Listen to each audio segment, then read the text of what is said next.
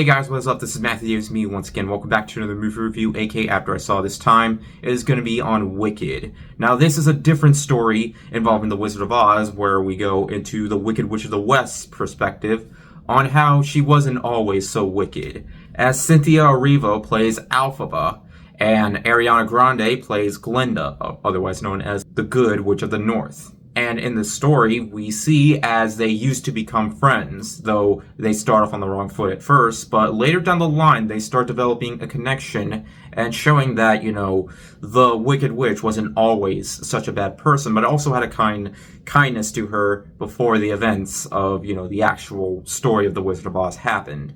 But, this is based off the Broadway musical, the very popular Broadway musical, so of course, it was eventually going to get a film adaptation eventually, though it might have came a little too late, and people were kind of skeptical just due to the casting, but, I didn't really care who was going to play anybody in this movie that much, or at least not the Wicked Witch of the West, because, she's always green, so there are tons of good musicals out there that were based on popular, stage plays and became very big at the time. Some of them work, some of them don't, but whether or not this movie was going to be good or not, I did know one thing.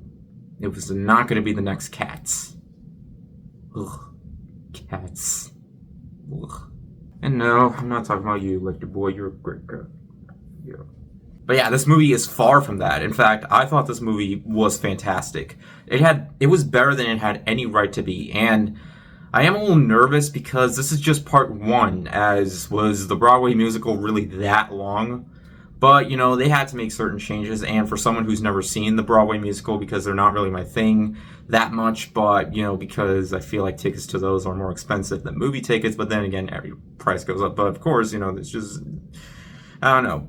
So yeah. You might say it came out a little too late. You might say the casting is, kind of, odd. Some people might even say it's woke. I'm just going to say right off the bat right now that Ariana Grande is terrific in this movie. And the fact that, this is a musical, it would make sense they would cast someone who's very known for their music. But of course, she originally was part of Nickelodeon, specifically Victorious. But let's not get into that because there was one scene involving Ariana Grande that people will never see the same way again. If you saw the documentary Quiet on Set.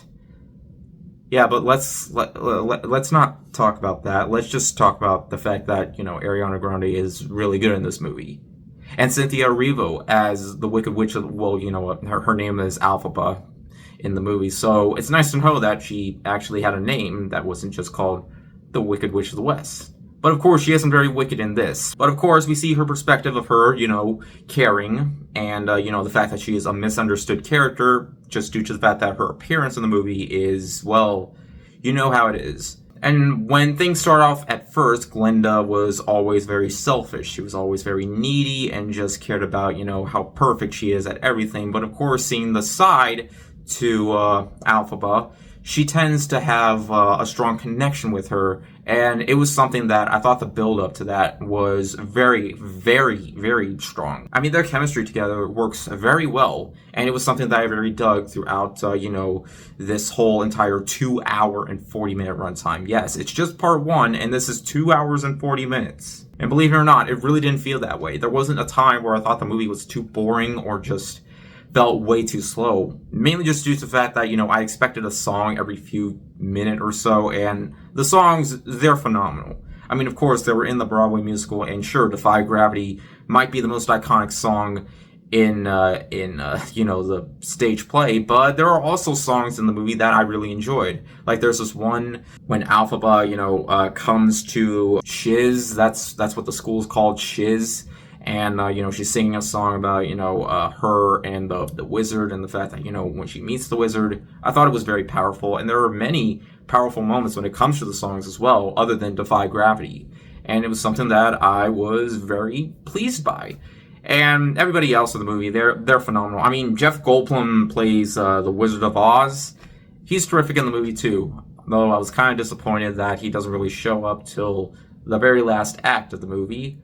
But then again, it's something I should have probably expected because, it focuses on the good witch and the bad witch, or not really the bad witch, but the bad, well. But hey, this is a different story of The Wizard of Oz, and honestly, in terms of, the fact that we got other adaptations of Wizard of Oz later on, specifically, spin-offs and whatnot. This is probably the best version of it, or the best, Wizard of Oz spin-off movie I've seen in quite some time, and it's based off a Broadway musical. And yeah, also, I need to bring this up now, the sets of the movie, they are great.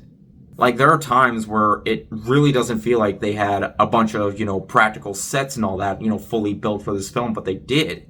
Sometimes I couldn't believe it because sometimes it looks CG'd, but it isn't.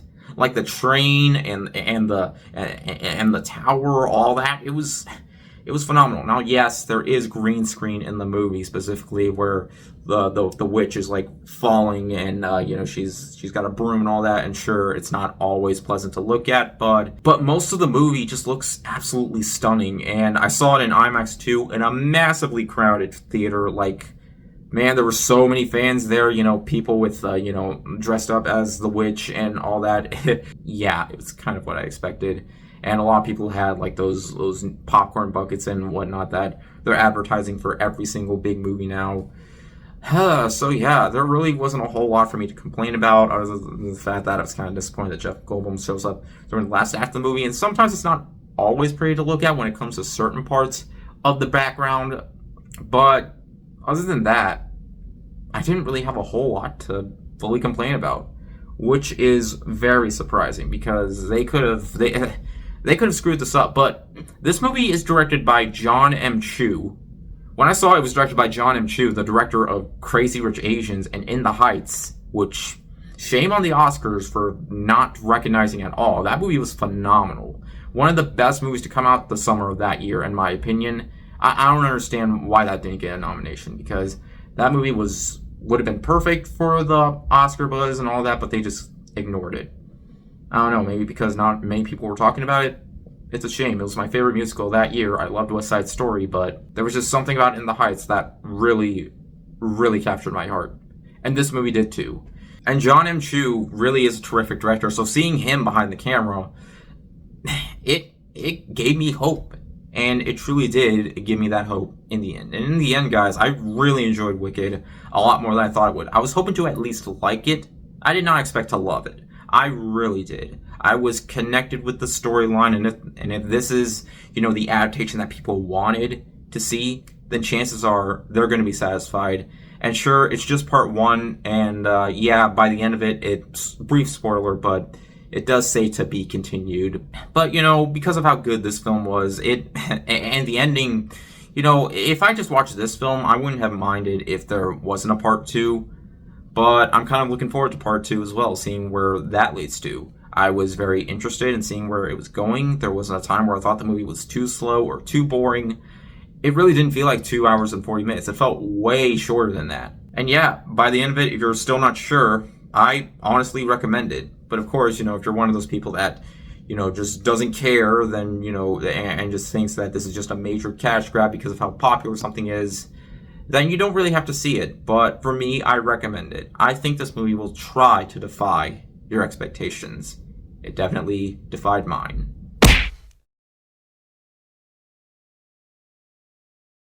See Joker 2. This is why you should leave the musicals to the professionals and just stick with telling a story without song. So yeah, and everybody, by the end of the movie, everybody cheered, so chances are, they're satisfied. I mean, audiences before critics even talked about the movie, they loved it. There was a massive audience score on Rotten Tomatoes with 99% before critics reviews came up, so yeah, that should show that they have done a really good job pleasing fans. So yeah, I recommend checking it out. I had a blast with it, of course. I'm going to be seeing Gladiator 2, of course, but yeah, I wanted to see this movie first, and since I saw an early screening for this, then yeah, that gives me plenty of time to see Gladiator 2 next, but I definitely think Wicked is probably going to win the box office because, it's Barbenheimer 2.0, pretty much. So, yeah, but anyways, thank you guys so much for watching, and I'll see you guys later. Word out.